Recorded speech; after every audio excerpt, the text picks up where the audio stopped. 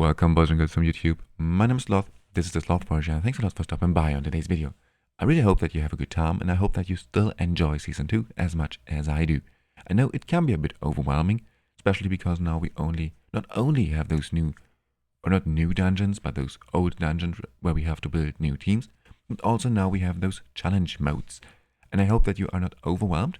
If this is the case, if you don't know how to spend your tickets the best way, then this video is maybe going to be interesting for you, because I will show you two teams today. First, I will show you a relatively free-to-play friendly team that you can use for the common mode, and then I will show you a more not so free-to-play friendly team, but you don't need any exclusive heroes for this team, but you can use for the challenge mode, where you can clear not only stage 1, but also stage 2 of the challenge mode, which is quite nice in my opinion, especially considering that we only have characters or heroes at level 59. It is very nice that we already can clear stage 2 of the challenge mode. But now, let's get into this. First, let's talk about the more free-to-play friendly team. And there are actually some different iterations for this team. I created 3 different teams here that are pretty much quite similar, only some small adjustments, some small different iterations of those teams. As you can see, all of those teams, they have the same core. The core is, once again, Jillian and Torren, because those two heroes, they are so strong. And apart from that, you can just use whatever you want to use, honestly, as long as you follow the strategy of this team. Now, the main strategy, and you probably already know this strategy, is we want to make our team invisible, because on the final skill, the Colossal Scavenger, he devours one of our heroes, and this makes it very hard to properly time our team. Also, does he heal himself a little bit? Or not only a little bit, actually. He heals himself by quite a good amount. And yeah, we really don't want that he devours some of our heroes, because it makes it so much harder. And the easiest way to avoid this devouring mechanic is just to bring someone who makes your team invisible. And if you place Torren in your front row, then all of your teammates are going to get invisible. This is the whole strategy of this team. So I would recommend to use Torren something like this, with a 15 seconds first cast timer, 18 seconds recast time to stay in sync. And then I would highly recommend, or it is the easiest way, to use the Rift Hourglass. In theory, you can also just use 2 items, or 2 sets that each give you some skill haste. Like, no, of course, I don't have a skill haste item here. There are many sets out there. For example, the Hope of Oasis, but there are many sets out there that can provide a bit skill haste. If you use 2 of those skill haste sets, and then also not the horn, but the gatekeeper staff, then you also have enough skill haste to use an 18 seconds recast timer. This is the main target that you want to reach. You want to be able to have an 18 seconds recast timer on your Torren, so that he always makes your team invisible right before the Colossal Scavenger tries to devour one of your heroes. And that's it pretty much. Now then, we also use Jillian for her very strong heals. Also can she remove some debuffs, and which is very useful, because the Colossal Scavenger, he inflicts a lot of debuffs, some poison debuffs which deal a good amount of damage. Also does he inflict recharge speed penalty, which is very annoying as well. So this is why we bring Jillian here as second hero. And then you have many different options. Now, just let me show you those teams again real quick. Here in this team, I'm using Iola for decrease attack. You can also use Almonster, for example. He makes it even more reliable than Iola, because he inflicts decrease attack or attack penalty. And also does he bring some good shields to the team as well, so it makes it even more, it improves your survivability. And then also, you can even use only 1 damage dealer. Now in those 2 teams, I'm using 2 damage dealers. I'm using Bledden and Girthen. You don't need to use those heroes. We'll talk about the damage dealers in just a second. First, let's talk about the main idea of those teams. And as you can see now in those 2 teams, I bring 2 damage dealers. In this final team, I only bring 1 damage dealer. Only bring Girthen, and it is actually enough. So especially if you struggle to survive, you can also bring a 4th support.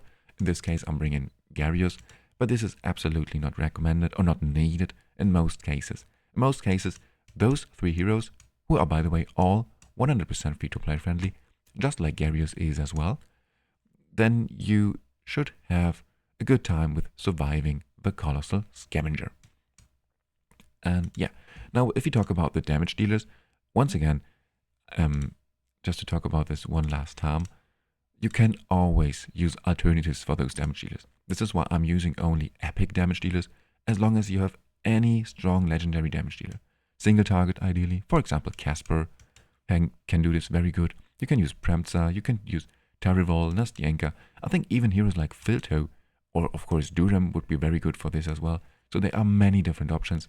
As long as you have one strong damage dealer, just use this strong damage dealer instead of Gerthen, and you will have a very good time. One hero should be enough to kill this boss. And well, that's it pretty much. There is one thing to mention once again. This team, it is very hard to clear stage 14 with this exact team. I'm only clearing stage 13 actually with this free-to-play team, because the boss, as I said, deals a lot of damage, brings your team out of sync, and still has a very good amount of HP as well. So yeah, with this 100% free-to-play friendly team, I only can clear stage 13, but if you can bring a better damage dealer than Bledin or Gerthen, then you will definitely have a better time. For example, Casper plus Felicity. They also do a very good job. And if you bring enough damage to your team, then you will be able to clear stage 14 as well with this exact team. Because this is always the problem when I use this team. After 1 or 2 minutes, just one of my heroes dies. Most of the cases, like around 2 minutes in the game, in the round, one of my heroes dies, and then it all falls apart. But if you bring good damage dealers, then you should be able to kill the boss within those 2 minutes, and therefore just clear stage 14 as well. Or of course, if you bring better defensive stats, if you have better Psyche Core buffs, better Island buffs, and so on, better talents, then you will have a better time with clearing stage 14 as well.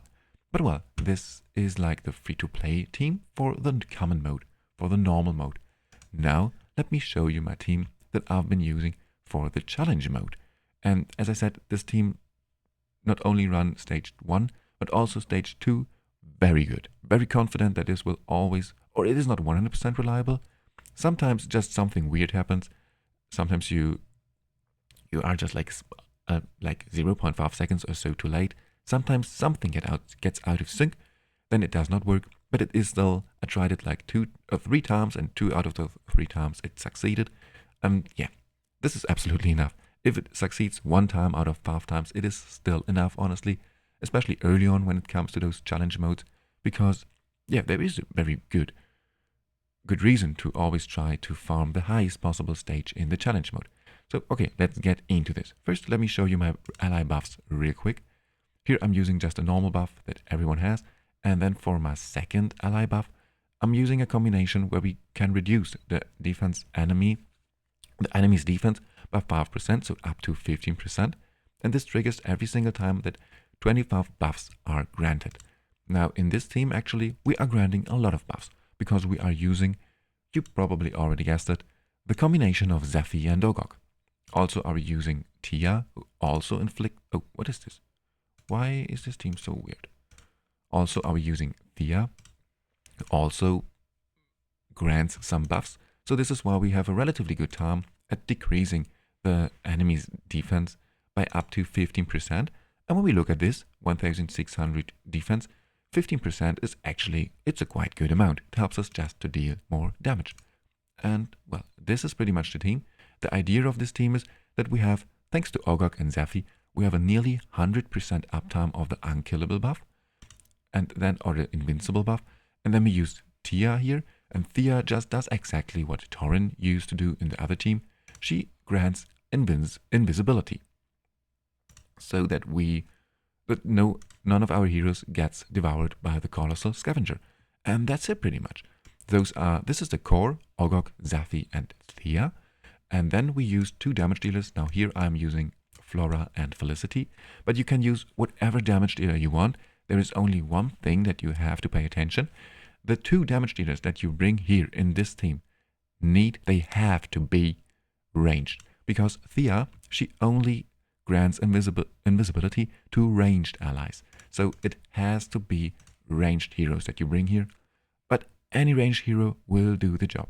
Now, Flora and Felicity are a very good combination, but there are many other options here as well. You can use Premza and, I don't know, like any other hero. You can use Duram, you can use Carve, you can use Shina, whatever ranged damage dealers you have access to, use them here instead of Felicity and Flora, and you will have an absolutely good time. And well, that's it. Just in case I have to remember this for future content as well, because I forgot it more than once. Here are the skill timings. And those are the exact skill timings that I would recommend you to copy. Especially Ogok, Zephy, and Thea. Those are the perfect skill timings that you have to copy. When it comes to Flora and Felicity, it is just that it worked better or best for me with those timings. Because you can also, if you have very good crit rate on your Felicity, you can also leave her at default, but those are the timings that worked best for me. When it comes to Ogok and Zephy, you will recognize that we have an 18 seconds recast timer, and this is the hardest part, or probably, for this team. You need to build those two heroes with enough skill haste, but it is absolutely doable.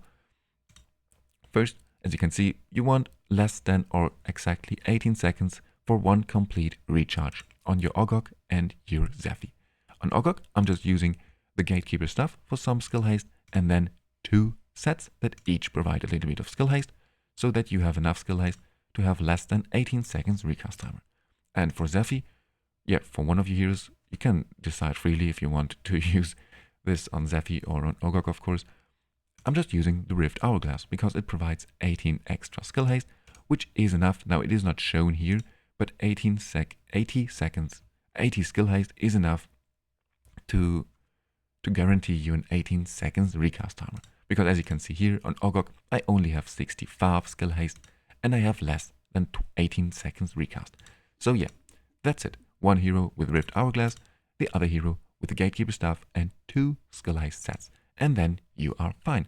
Now this team, just in case you want to have some proof, as you can see here, this is the exact team. I did this run like 30 minutes ago and it was super easy. It was a very smooth run, and as you can see, we had a bit more than 30 seconds left, but there is a lot of room for improvement, of course. There are better damage dealers than Flora and Felicity.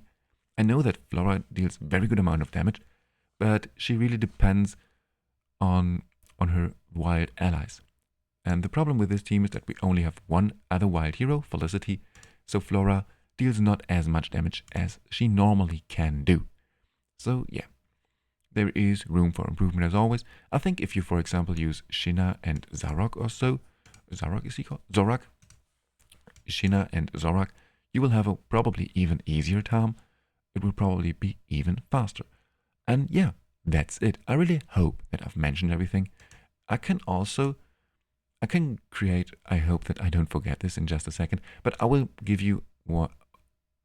By the way, I just can generate a team code now, so you can here use this exact code. I also will copy this code and put it in the description below, so you can just easily copy this team. I can do the same with those free-to-play teams as well, in case someone of you just wants to copy the team on the easy way. And yeah, that's it. I hope that I've mentioned everything. If you have any further questions, if you want to add something, if you use another strategy, please let me know in the comments below. And that's it for today. Thank you very much for stopping by, and see you in the next one.